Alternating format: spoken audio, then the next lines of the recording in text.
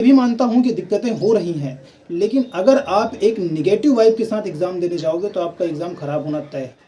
Hello दोस्तों, जय माता दी। तो जैसा कि आप जानते हैं कि 12 तारीख को मतलब कल 2 सितंबर भैया का एग्ज़ाम था और भैया एग्ज़ाम देके आ चुके हैं। तो भैया से पूछेंगे कुछ क्वेश्चन जो हम सब फेस कर रहे हैं इस टाइम पे कि उन्होंने क्या क्या फेस किया। तो भैया आप बताइए कि एंट्री में कोई दिक्कत हुई? जब मैं एग्ज़ाम सेंटर पे गया तो मतलब मुझे ऐसा बिल्कुल भी नहीं लगा कि क्या कोई दिक्कत या कोई परेशानी हुई है। मतलब जैसा टीसीएस के टाइम पे हो रहा था वैसा ही इस टाइम पे भी हो रहा था।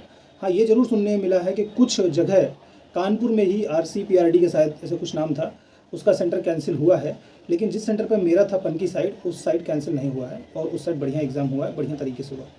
अच्छा, तो भैया जब वहाँ एग्ज़ाम हॉल में गए तो वहाँ के जो इन्विजिलेटर थे, तो जो तुमको दिक्कत हुई या फिर तुम्हारे ही साथ में जो बच्चे थे उनको दिक्कत हुई, तो उन्होंने उनका किस तरह से मतलब सहयोग किया? हाँ, देखो जो इन्विजिलेटर थे ना, तो जैसे पिछला जो स्टेनो वगैरह का हुआ था और जो फेज़ 13 का हुआ था उसमें बता रहे थे कि जो इन्विजिलेटर हैं वो सही तरीके से एजुकेटेड नहीं है, सही तरीके से डील नहीं कर रहे हैं, बच्चों के क्वेश्चन का जवाब नहीं अच्छे से दे रहे हैं और बड़ा सेल्फी वगैरह खींच रहे हैं। मुझे लग रहा है कि एसएससी ने अच्छे तरीके से कड़ाई की है और सही तरीके से उनको है ना इंस्ट्रक्शन दिए हैं कि अगर तुम कुछ भी फ्रॉड करते पाए गए तो निश्चित रूप से तुम्हारे ऊपर कुछ ना कुछ जो है ना एलिगेशंस लगाए जाएंगे, तुम्हारे ऊपर कुछ ना कुछ फाइन्स लगाए जाएंगे।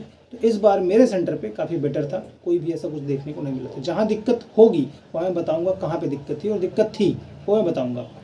तो भैया ये बताओ, ये तो एग्जामिनेशन हॉल की बात हो गई। अब ये बताओ जब तुम्हारा एग्ज़ाम शुरू हुआ तो क्या तुम्हें सिस्टम में कोई गड़बड़ी देखने को मिली या फिर जब माउस में कोई गड़बड़ी देखने को मिली, नेट का कोई इशू रहा? इस बार सिस्टम में कोई गड़बड़ी नहीं थी, माउस थोड़ा काम नहीं कर रहा था, थोड़ा मतलब ये भी नहीं कहूँगा, कोई एलिगेशन नहीं लगा रहा हूँ मैं। इस बार माउस थोड़ा सा काम नहीं कर रहा बीच में, मुझे लग रहा है कि जब मैं रीजनिंग का शायद 24 या 23 या 24 नंबर का क्वेश्चन सॉल्व कर रहा था तो थोड़ा सा माउस में मुझे ऐसा लगा, एक मिनट के लिए मुझे ऐसा लगा कि उसका कर्सर मूव नहीं कर रहा है। मैं अपना बहुत ट्राई कर रहा हूँ माउस को चलाने की, कर्सर को मूव करने की और आंसर पे कर्सर को ले जाने की बहुत कोशिश कर रहा हूँ, लेकिन वो मूव नहीं कर रहा था। ये करीब 1 मिनट तक ऐसा इशू हुआ है मेरे साथ, फिर इसके बाद पूरा स्मूथली चला है। अच्छा, तो अब सबसे मतलब ज़्यादा वेट करने वाला क्वेश्चन था जो अभी हम लोगों ने वेट किया है कि जो पेपर का पैटर्न था क्या वो सिलेक्शन पोस्ट जैसा ही था, जो मतलब नए नए टॉपिक्स देखने को मिले थे, या फिर जो सिलेक्शन पोस्ट में री एग्ज़ाम हुआ था जिसमें कोई भी नया टॉपिक नहीं देखने को मिला, टीसीएस पैटर्न को ही फॉलो करके दिया था। तो कैसा पेपर पैटर्न कैसा था? देखो, जो नए टॉपिक सिलेक्शन पोस्ट में पूछे गए थे वो नए टॉपिक से क्वेश्चन नहीं था, जो नया पैटर्न थे उस नया पैटर्न से क्वेश्चन नहीं था। मैं ये भी नहीं कहूँगा कि प्योर टीसीएस पैटर्न था, ये भी नहीं था। मॉडरेट लेवल का पेपर था, जितने लोग बता रहे हैं कि 150 के ऊपर कट ऑफ जाएगी, ऐसा भी नहीं है। तो ये बताओ कि जो क्वेश्चन का लेवल था, जो क्वेश्चन थे मैथ के, तो वो कैसे थे? मतलब इजी देखने में लग रहे थे या फिर थोड़े मतलब क्वेश्चन पढ़ने में ही बड़े बड़े लग रहे थे, मॉडरेट लग रहे थे, या फिर लेंथी पेपर आया था? देखिए, जो क्वेश्चन का लेवल था वो अच्छा था, इतना इजी नहीं था और इतना हार्ड भी नहीं था, डिफ़िकल्ट भी नहीं था। मॉडरेट कहूँगा मैं कि मॉडरेट था। ठीक है, अगर आपने अच्छे से पढ़ाई की है और आपने अच्छे तरीके से स्टडी की है, साल भर अच्छे से अगर पढ़ाई की होगी, टाइम पास नहीं किया है, जो मैं पहले ही अपने वीडियो से बोलता रहा हूँ कि टाइम पास करने वाले इस वीडियो से दूर ही रहें तो ही बेटर है। तो जिसने सही से पढ़ाई की होगी, अपना टाइम दे करके पढ़ाई की होगी, वो आराम से पेपर कर लीजिएगा, कोई भी दिक्कत नहीं थी। देख, एक दिक्कत प्रॉब्लम ये थी कि लास्ट में जो हम सबमिट करते हैं, लास्ट में जो हम क्वेश्चन पेपर का टाइम हो जाता है, टाइम ड्यूरेशन पूरा हो जाता है और सबमिट जब होता है तो उसमें क्वेश्चन शो नहीं हो रहा था कि कितने क्वेश्चन हमने किए। ये टीसीएस वगैरह में होता था कि आपने कितने किए हैं, लेकिन इसमें शो नहीं हो रहा था। तो मैं अगर ऑन एन एवरेज बताऊं कि मैंने क्वेश्चन कितने किए हैं तो मेरा अटेम्प्ट रहा होगा करीब 80 टू 85 के अराउंड रहा होगा कि मेरा अटेम्प्ट, लेकिन मैं श्योर नहीं हूँ, बट अप्रॉक्स इतना ही रहा होगा। तो और जैसे रीजनिंग है, जीके है, इंग्लिश है, इन सब का क्या पैटर्न रहा? मतलब जैसे कि इंग्लिश में क्लॉज वगैरह थे या फिर कोई कॉम्प्रिहेंशन था या फिर PQRS जो पहले सिलेक्शन पोस्ट में ज़्यादा मात्रा में पूछे गए थे, या फिर ऐसा पैटर्न था? जीके कैसी थी? देखो, पहले अगर मैं जीके की बात करूं तो जीके तो बहुत टफ थी। अब जिसने बहुत अच्छे से पढ़ी होगी, मैं कहता हूँ जिसने 8-8 घंटे जीके पढ़ी होगी ना, वही कर पाएगा। मैं सच्ची बता रहा हूँ आपको। अब जो बहुत सारे लोग बोल रहे हैं ना, बहुत सारे लोग कह रहे हैं कि अरे जीके तो आप पढ़ोगे तो हो जाएगी। नहीं, आपको जीके को एट लिस्ट आपको 12 से 13 मिनट देना पड़ेगा पूरा करने के लिए। 5 मिनट में नहीं होगी ये जीके, बहुत डिफिकल्ट लेंदी आ रही है जीके। बात रीजनिंग की और इंग्लिश की, तो इंग्लिश में बड़े बड़े PQRs थे, ठीक है, और इंग्लिश में वोकैब का पोर्शन बहुत ज़्यादा था, बहुत ज़्यादा वोकैब पूछ रहा था। और रही बात रीजनिंग की, तो ईजी थी, रीजनिंग में कोई भी दिक्कत नहीं आएगी। मैं कहता हूँ अगर एवरेज ही बच्चा है तो 25 आउट ऑफ 25 करके आएगा रीजनिंग में।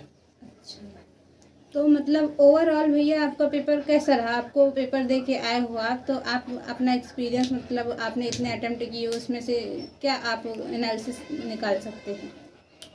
देखिए, ओवरऑल मैं ये तो नहीं बोलूँगा कि मेरा बेस्ट है, सबसे बढ़िया है, ऐसा नहीं है। मुझसे ही बहुत सारे लोग अच्छे अटेम्प्ट करके आए होंगे, 90 करके आए होंगे, या 100 आउट ऑफ 100 करने वाले बहुत हैं आजकल, है ना। तो मैं ये तो नहीं कहूँगा कि बहुत बढ़िया है, टॉप क्लास का पेपर गया, लेकिन मैं ये ज़रूर कहूँगा कि हाँ, हम रेस में हैं। इतना कहना है कि रेस में तो हैं।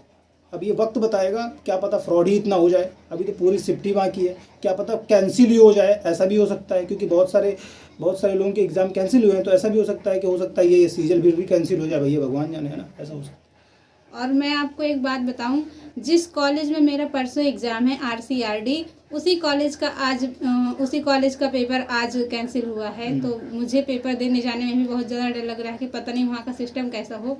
पर भैया को सुन के बहुत ही पॉजिटिव वाइब आ रही हैं कि ठीक है, अच्छा जाएगा जैसा भी होगा। लेकिन सेम कॉलेज में मेरा भी और सेम कॉलेज में आज ये हुआ है, तो थोड़ा, हाँ, तो देखते हैं अब कैसा होता है। कि अच्छे के लिए हम होप कर रहे हैं, देखो आगे क्या होता है। मैं अब आप लोगों से यही कहूँगा कि आप ज़्यादा पैनिक मत होइए, ठीक है। बहुत सारी कंट्रोवर्सी अभी चलेगी, मैं आपको रियलिटी बता रहा हूँ। अभी यूट्यूब पे बहुत सारे वीडियो आएंगे, बहुत सारे लोग कंट्रोवर्सी क्रिएट करेंगे, ठीक है। मैं आपको रियलिटी बताऊँ, आपको सुन के बड़ा अजीब लगेगा। अगर आप एजुकेटेड हैं, पढ़े लिखे हैं, तो आप ध्यान से मेरी बात को समझिएगा, ठीक है। जिस बच्चे का एग्ज़ाम अच्छा होगा, जिस बच्चे का एग्ज़ाम अच्छा जाएगा, वो यही कहेगा कि सिस्टम में कोई कमी नहीं थी। जिस बच्चे का एग्ज़ाम बिगड़ जाएगा, जिसको पता था कि मॉक टेस्ट में मेरे बहुत अच्छे स्कोर आ रहे हैं, और एग्ज़ाम में जब रियल में जब वो एग्ज़ाम देगा और उसका एग्ज़ाम बिगड़ जाएगा, अच्छा स्कोर नहीं कर पाएगा, वो बहुत चिल्लाने वाला है, बहुत चिल्लाएगा कि मेरा एग्ज़ाम है तो ये कमी है, सिस्टम में ये कमी है, सस्ती में ये कमी है, सस्ती ने ये नहीं किया, एडुकेटिव में ये कमी है, एडुकेटिव में ये कमी है। मैं मानता हूं कि कमी है, ये भी मानता हूं कि दिक्कतें हो रही हैं, लेकिन अगर आप एक निगेटिव वाइब के साथ एग्ज़ाम देने जाओगे तो आपका एग्ज़ाम ख़राब होना तय है। तो एक पॉजिटिविटी अपने अंदर रखिए, एक सकारात्मक सोच को अपने अंदर रखिए। आप ये मान के चलिए कि आपने जितनी भी तैयारी की है वो बेस्ट की है। आने वाला वक्त आपका है, आपको पढ़ना है, लगातार पढ़ना है। जो बचे हुए दिन हैं उसको टाइम वेस्ट और आपको कंट्रोवर्सी में टाइम वेस्ट नहीं करना है। अभी जो बड़े बड़े टीचर हैं ना, वो बड़े बड़े वीडियो बनाएंगे, आपको देखना 12-12, 15-15 मिनट तो छोड़िए, आधा 1-1 घंटे का वीडियो बनाएंगे और SSC को उल्टा सीधा बोलेंगे। जो जेन्युइन है बोलना चाहिए, मैं मानता हूँ, ठीक है, लेकिन इन वीडियोस को देख करके, इस तरह की वीडियोस को देख करके आप टाइम वेस्ट करोगे। तो मेरा कहने का सिंपल सा मतलब ये है कि this is a very crucial time for you. अगर आप इस इम्पॉर्टेंट और महत्वपूर्ण टाइम को छोड़ दोगे और वीडियोस देखने में वेस्ट कर दोगे ना, तो आप पढ़ नहीं पाओगे, ठीक है। तो एक यही उम्मीद के साथ कि आप पढ़ाई पर ध्यान दोगे और आने वाली जो आपका शिफ्ट में एग्ज़ाम है उस पर फोकस करोगे। Thank you so much. जय माता दी।